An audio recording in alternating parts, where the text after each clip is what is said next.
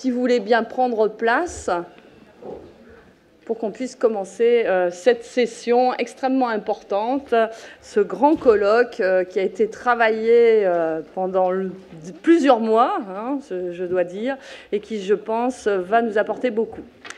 Donc je suis très heureuse d'ouvrir aujourd'hui ce premier colloque du Fonds français Alimentation et Santé. Particulièrement heureuse parce que je pense que ce colloque est assez emblématique d'une des missions qu'on s'est données, au fond, qui est d'essayer de mieux comprendre, d'analyser, de débattre et aussi de transmettre les avancées de la science sur ce que l'alimentation fait sur la santé de l'homme à tout moment de sa vie. Et là, on attaque un moment particulièrement important, très très précoce, puisqu'on va parler effectivement de la nutrition et du développement fœtal, entre autres, mais principalement. Donc je pense qu'effectivement, ce colloque est emblématique de nos missions. Je voudrais simplement rappeler un petit peu ce qu'est le Fonds français Alimentation et Santé, pour ceux qui ne sauraient pas, hein. Il s'agit donc d'un fonds d'intérêt public qui demande de l'argent aux industriels liés à l'alimentation, de l'agroalimentaire, mais bientôt de la grande distribution, des assurances et tous les gens qui sont intéressés par les relations entre l'alimentation et la santé, pour promouvoir justement les relations entre une alimentation saine et la santé, avec des actions différentes, des colloques comme aujourd'hui, un appel d'offres. J'espère que tout le monde est au courant de cet appel d'offres dont la deadline, je vous le rappelle, est le 17 octobre. Hein.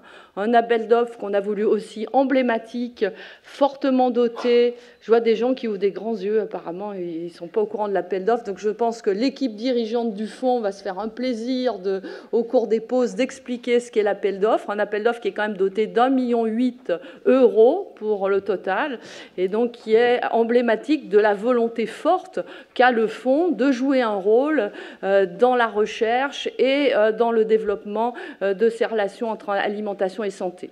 Et puis prochainement, je pense que le fonds annoncera d'autres actions, d'autres types d'actions, toujours dans ce même sens, d'intérêt général et de développement de la santé.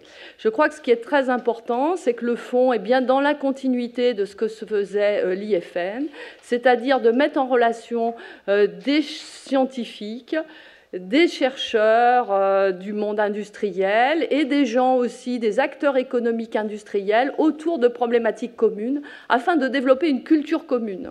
Souvent, on a tendance à opposer les chercheurs et les industriels.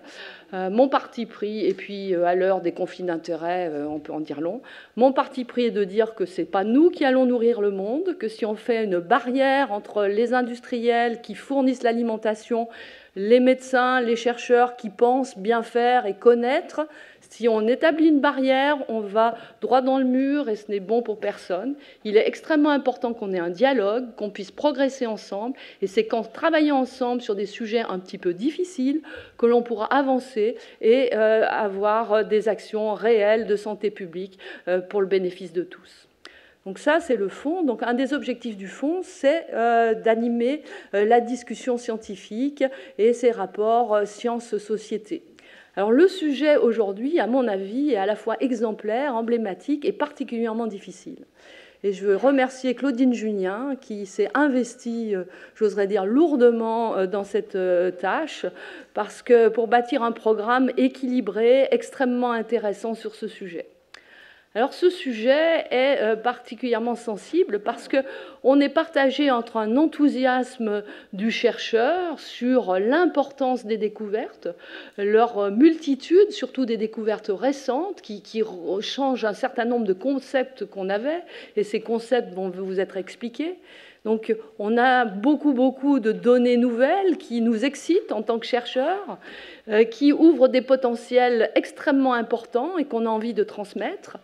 Et puis, il y a connaître vraiment quel est le niveau de preuve, le niveau d'évidence qui permettront de faire passer cette recherche dans la santé publique, dans des recommandations sur un sujet quand même qui nous touche tous, parce qu'on est peut-être chercheurs, médecins, mais on est aussi parents, grands-parents, et donc époux ou épouses, et on se sent extrêmement tous concernés, et je crois qu'il n'y a pas quelque chose qui nous concerne plus que le devenir de nos enfants, et la responsabilité éventuelle qu'on peut avoir sur ce devenir, non pas à travers comment on les nourrit tous les jours, comment on les éduque, etc., mais dès le stade de la grossesse. Donc c'est un sujet qui est particulièrement sensible, et c'est pour ça que je trouve que le programme qu'a bâti Claudine est particulièrement bien équilibré, puisqu'il y aura effectivement des biologistes qui vont vous expliquer les concepts, les nouveautés, les voies de recherche, mais il y aura aussi des acteurs de sciences humaines qui vont remettre en perspective ces données de la recherche avec ce que l'on pourra dire. Et puis, il y a des acteurs plus de terrain, des pédiatres, des obstétriciens, des nutritionnistes, qui, eux, sont confrontés directement aux questions du public et qui devront intégrer ces nouveautés dans leurs réponses, tout en ne donnant pas des messages qui risquent de perturber les gens. Donc je pense que ce colloque est extrêmement important. J'espère qu'il sera aussi riche qu'on l'a souhaité. Je crois qu'il faut vraiment remercier Claudine, tous les orateurs et puis toute l'équipe du Fonds qui a beaucoup travaillé pour que ce soit réussi. J'espère que vous allez l'apprécier autant qu'on l'a voulu. Donc, sans plus attendre, je crois que nous avons une modératrice de la session qui est chargée de vraiment garder le temps, parce qu'on aimerait effectivement vous transmettre des messages, mais aussi avoir des retours de la salle, donc avoir des temps pour la discussion. Donc, je laisse la place à la modératrice et aux premiers intervenants.